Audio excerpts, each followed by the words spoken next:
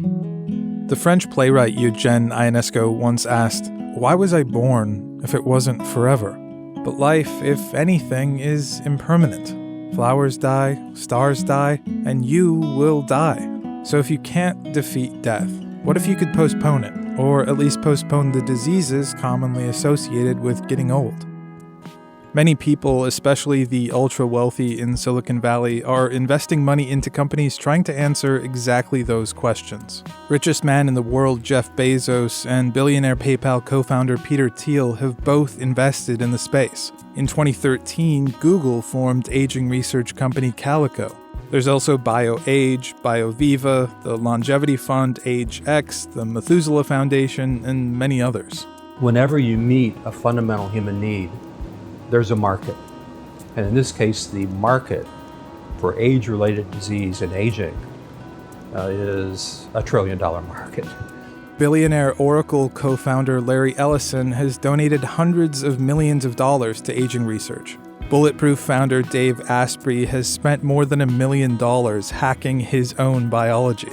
I, right now, am expecting to live to about 180. I think that's very achievable, assuming a truck doesn't hit me. People claiming to know what you ought to do to live longer is not anything new. Historically, as is still the case today, a lot of it just doesn't work. This medicine is a fake. I'm a fake. Yakov's a fake. This is no good. I tell you, Mother, we're cheating all the people, don't you see? From selling dietary supplements to stem cell injections, there is already a huge amount of money being made. Right now in San Francisco, for $8,000, you can get a liter of blood from 16 to 25-year-olds injected into your body. By one estimate, the global anti-aging market could surpass $271 billion by 2024.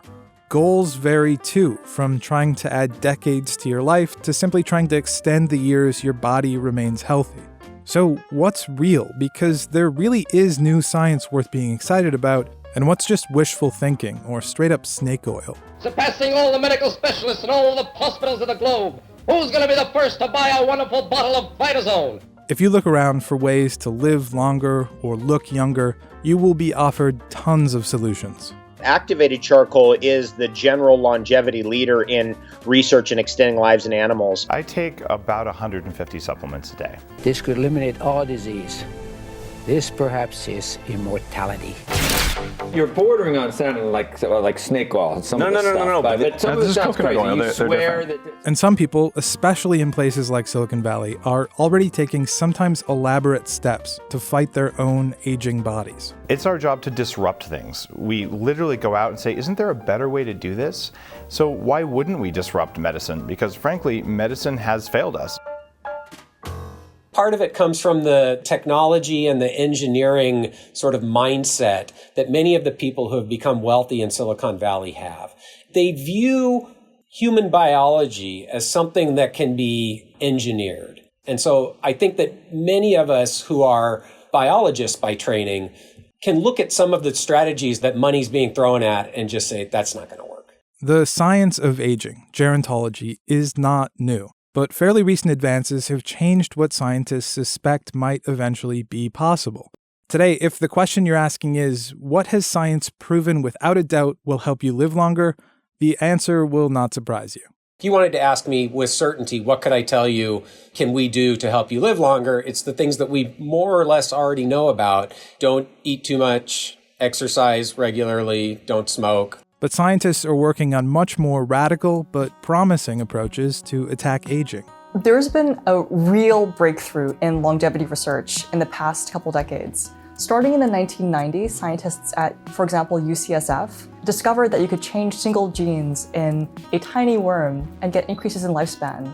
This opened up the possibility that evolution actually controls, in a sense, aging. We're starting to learn a lot about the biological mechanisms of aging and the possibility of going beyond what we already know works to slow the aging process, or in some cases even functionally rejuvenate aged animals and hopefully aged people. We've got hypotheses now that have been tested in animal models but have not yet been demonstrated to have those effects in people. For the most part, researchers are focused on increasing your health span. The length of time you're not just alive, but alive and healthy. Living longer might be a consequence, but they say it's not the primary goal. Well, a lot of people think that scientists working on aging have as a goal to extend human lifespan or to make people immortal, to stop aging itself. I wouldn't say that that's not our goal, but our primary focus is improving the quality of life in our later years, so we're free of debilitating chronic diseases late in life. If people live up to 110 plus years, if they had the functionality of a 20-year-old, that would be better for them, probably better for everyone around them. So how do you do it? While their goals might be similar, scientists are approaching this in different ways. Well, there's two schools of thought. Either it's repair or it's regulation. So if you take a young cell and an old cell that have the same DNA, then the only difference is they're regulated differently. And you can reprogram an old cell to be a young cell, and it's becoming more and more routine. That's one category of aging reversal. But other ones they're just things that flow around in your blood. Many of the essential components of your body drop with age. And if you just bump those up, then your body says, oh yeah, I'm young again. And we're not literally engineered, this is evolution, but mice die at 2 years and bowhead whales die at 200 years. And so clearly it's negotiable. One prominent company working in the space is Unity Biotechnology. It's raised more than $300 million from investors like Jeff Bezos and Peter Thiel. Unity focuses its research on specific types of cells called senescent cells. Cellular senescence is the accumulation of cells in our bodies as we age that no longer divide. And when cells do this, we call them senescent cells. Now, stopping dividing is not bad for you. The bad part is that when cells do this and pull this emergency brake, they begin spewing out all of these factors, these inflammatory factors and factors that destroy your tissue. And it's these factors that wind up driving a bunch of aging features and particular diseases. And if you could understand what those mechanisms were, if you could intervene in those mechanisms, you might be able to make it so we all got to live vibrant, more healthy lives.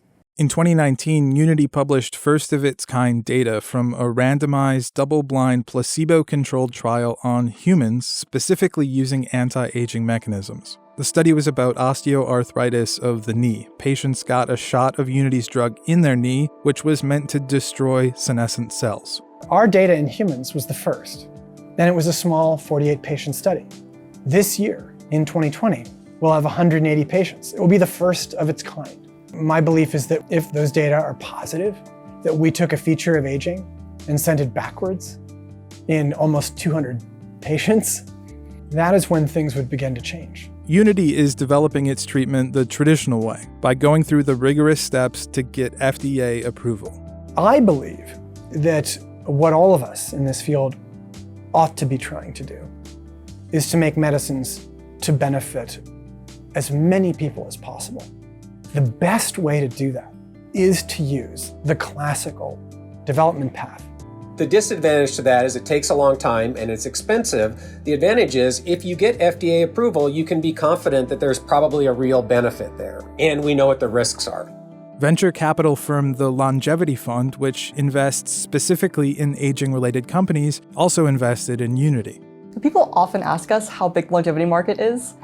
We don't have any earthly clue. I mean, a couple $100 billion is a number for a single age-related indication. Imagine drugs that combated all of those. Another company working on aging is AgeX in Alameda, California. It's in a much earlier stage than Unity, and its main focus is what it calls induced tissue regeneration. In the short term, it's working on a topical hydrogel that would facilitate healing and minimize scarring. In the long term, it hopes to apply the same basic ideas to age-related disease. Early in life, in the very earliest stages of life, if you have a heart attack, your body just grows the heart back. And so we believe if we turn the clock of cells back far enough in time, we can unlock this regenerative potential and allow the aged human body to repair itself. The basic science is already on the lab bench here. And we plan to do this with FDA, hand in hand. We want to work out delivery technologies to get these therapeutics into the body. We need to test them in animals, and we hope in a few years we'll be able to begin human clinical trials But even if a company operates with scientific rigor, there are important ethical and societal questions that need to be considered. Even if we can one day make people live longer, should we? If you're living more years, but not necessarily more healthier years, what does that mean for the cost of healthcare? What does that mean for quality of life? How do we ensure that those years gained are years that people actually would like to be alive and are enjoying being alive and fully engaging in their existence? When I was in the prime of my working days, there were 5 workers to every retired person. When the baby boomers retire, there will be 3 workers to every retired person. If we live to 150, we will go down to almost parity, where there will be 1 worker for each retired person. Over 85 is the single largest growing group of Americans. And that is going to put a burden on our health system. It's going to put a burden on our Social Security system. Older people are wealthier than younger people, and so they have disproportionate power in the marketplace. And all of that skews everything towards the elderly. The biggest concern for many is that anti-aging interventions are being developed as a tool for the wealthy. Investment in such research by the ultra-rich can be seen as trying to buy the one thing money hasn't yet been able to buy them: immortality. This utopian dream of living forever. And I do believe that the anti-aging proponents are not just interested in adding another 10 or 20 years to their lifespan. They're really looking for immortality. Immortality has been the dream of human beings, and it's been a storied part of our mythology since the earliest times. But it is a narcissistic dream, because I have yet to hear a single social good that will bring. But again, most companies in this space say they're not actually trying to increase lifespans. They say they're trying to increase the number of years people remain healthy. Is Unity trying to help people live forever? First, we don't know how. And even if there were a way, that's not the business we're in. Do I think that the reason that we live and operate near Silicon Valley has something to do with this idea that the Silicon Valley powerful want to live a long time? That is an easy and sort of entertaining idea. I've never gotten an email from one of those people asking, actually, that's not true. I did get one, but he's not an investor. Okay. Increasing a person's health span is perhaps less ethically consequential than significantly increasing their lifespan, but there are still important questions to be asked. You can tell based on what socioeconomic resources a person has, what education level they have, how much money they make in their job, whether they have health insurance or not, whether that's state-funded health insurance versus private health insurance. All of those things are things that also currently affect both our health span and our lifespan. So there are many modifiable factors of human existence right now that are nowhere near as sexy as, life-extending biomechanics or medical treatments. But those should all be on the table if we're truly talking about improving the health span of humanity. These ethical concerns aren't necessarily reasons to not pursue anti-aging therapies, but they do highlight how important it is to have conversations about ethics while you do so. The United States is a country whose poorest men die 15 years before its richest. It's 10 years for women. The richest Americans lived on average 3 years longer in 2014 than they did in 2001, and the poorest Americans didn't gain any years. Lifespan is about much more than what science knows is possible. It doesn't mean these companies shouldn't exist, but it does mean inequality around when you die can't be solved with pharmaceuticals alone. There are scientists at universities who are every day understanding more and more about how aging works. There are companies developing real, science-based drugs and techniques that may one day prove to successfully help humans combat aging. These companies are confident, perhaps, but also careful, and they're not yet selling anything. There's a highly regulated pathway one has to go through to make it to market as a drug, and longevity companies are not exempt from that. But there are loopholes for things like supplements that are considered natural, or procedures that involve taking stem cells from your own body and injecting them back into you that allow companies to sell products without FDA approval.